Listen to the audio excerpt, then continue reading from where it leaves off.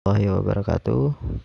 Selamat pagi, siang, sore. Perkenalkan, nama saya Hafiz Izamufid Asidiki dengan NIM 1303183044 dari kelas IT 4203 dengan dosen Pak Gede Agung Ari Wisudiawan untuk mata kuliah basis data lanjut dari Fakultas Informatika Universitas Telkom. Kali ini saya ingin membahas tentang beberapa materi yang ada di basis data lanjut. Untuk kali ini saya ingin membahas mengenai transaction processing. Untuk itu yang kali ini mengenai locking protocol.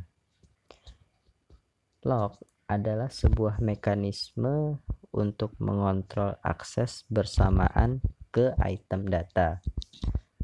Item data dapat dikunci dalam dua mode. Yang pertama, exclusive mode. Data item dapat dibaca baik serta ditulis. Xlock diminta menggunakan instruksi lockx. Lalu yang kedua ada share mode. Item data hanya dapat dibaca. Slock adalah yang diminta menggunakan instruksi lockS.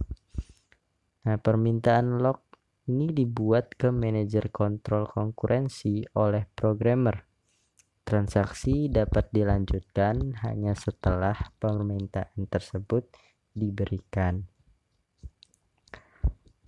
Lock compatibility matrix. Ini merupakan tabel matriks dari lock compatibility. Transaksi dapat diberikan kunci kepada item jika kunci yang diminta itu kompatibel dengan kunci yang sudah disimpan pada item dengan transaksi lainnya.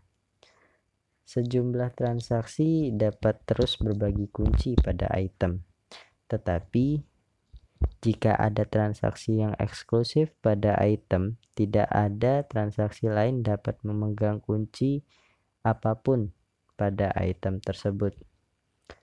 Jika kunci tidak dapat diberikan, transaksi yang meminta dibuatkan untuk menunggu sampai semua kunci yang tidak kompatibel yang dimiliki oleh transaksi lain telah dirilis. Kunci ini kemudian diberikan pada item. Lalu locking protocol. Locking protocol adalah seperangkat aturan yang diikuti oleh semua transaksi sambil meminta dan melepaskan kunci. Mengunci protokol membatasi set jadwal yang memungkinkan. Contohnya pada tabel berikut, lockx A diberikan,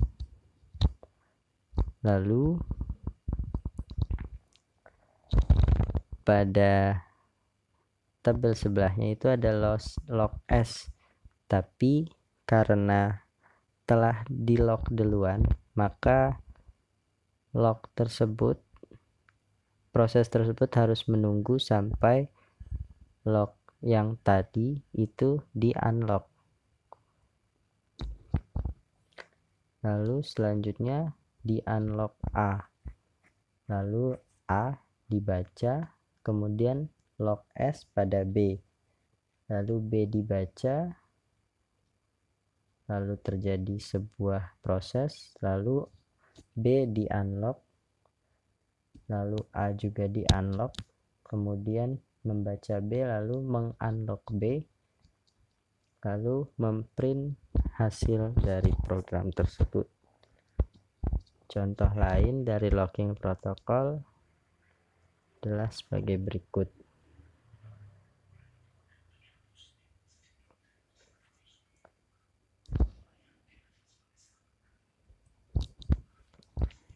Locking protocol itu tidak cukup untuk menjamin serializability. Contohnya dalam schedule T2. hasil yang ditunjukkan mungkin saja bisa salah jika ada transaksi lain yang dimana log XA dan menulis A setelah T2 membuka A dan B, dan sebelum T2 dapat memperlihatkan A plus B, atau log X B dan menulis B setelah T2 membuka B dan sebelum T2 memperlihatkan A plus B. Jumlah yang ditampilkan itu mungkin saja bisa salah. Masalah tersebut biasa dikenal dengan phantom rate.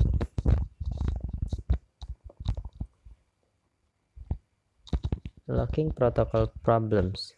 Pertimbangan jadwal parsial T3 maupun T4 tidak dapat membuat kemajuan mengeksekusi log S, yang menyebabkan T4 menunggu T3 untuk melepaskan kunci pada B, sementara mengeksekusi log X menyebabkan T3 menunggu T4 untuk melepaskan kunci pada A.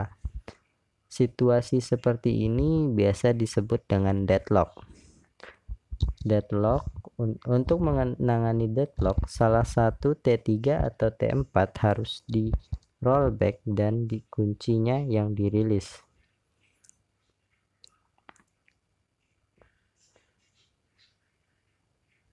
Beberapa kemungkinan ke deadlock, yaitu ada juga kemungkinan dari starvation. Starvation ini terjadi jika concurrency control manajernya itu didesain sangat buruk. Contohnya, kemungkinan sebuah transaksi itu menunggu sebuah X-lock pada sebuah item, di mana ada sebuah sequence dari transaksi lain yang meminta dan diberikan sebuah S-lock pada item yang sama. Maka transaksi itu mengalami rollback yang secara berulang-ulang, dan itu menyebabkan sebuah deadlock. Concurrency control manager pula dapat didesain untuk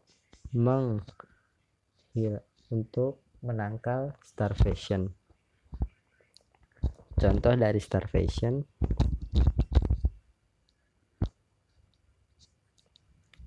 lalu ada two phase dari locking protocol. Protokol ini memastikan jadwal konflik itu serializable.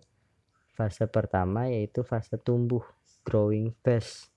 Transaksi dapat memperoleh kunci atau transaksi tidak dapat melepaskan kunci. Fase kedua, shrinking phase, di mana transaksi dapat melepaskan kunci, transaksi tidak dapat memperoleh kunci. Protokol ini meyakinkan serializability. Hal ini dapat dibuktikan bahwa transaksi yang diserialisasikan dapat urutan poin kunci mereka. Lalu semua kunci harus diminta sebelum membuka permintaan. Dua fase penguncian tidak menjamin bebas dari sebuah deadlock. Perbedaan dari dasar dua fase penguncian ini dimodifikasi dua fase penguncian, mendapatkan semua kunci yang mereka butuhkan sebelum transaksi dimulai. Hal ini untuk memastikan bahwa transaksi yang telah memegang beberapa kunci tidak akan memblokir atau mengganggu atau menunggu kunci lainnya, sehingga deadlock dapat dicegah.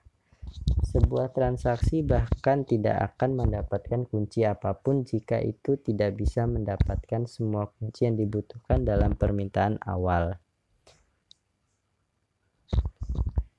Lalu ini merupakan contoh kemudiannya. Mungkin itu saja yang dapat saya sampaikan. Jika ada kekurangan, saya mohon maaf. Wassalamualaikum warahmatullahi wabarakatuh.